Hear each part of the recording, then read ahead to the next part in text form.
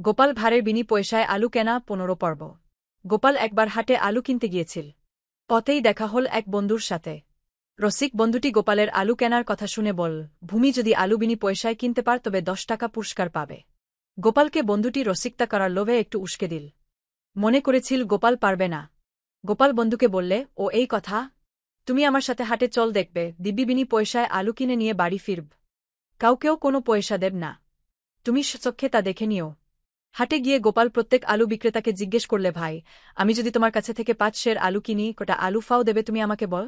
শীতের সময়ে সেদিন বাজারে আলুর প্রচুর আমদানি।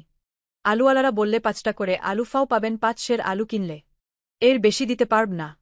গোপাল তখন প্রত্যেক আলুওয়ালার ঝুড়ি থেকে 5টা করে আলু তুলে নিয়ে বলল, এই হাটে কেবল ফাওটা নিলাম, সামনের হাটে তোমাদের সকলের কাছ থেকে 5 সের করে আলু কিনব। সকলেই হা করে তাকিয়ে তাকিয়ে রিল।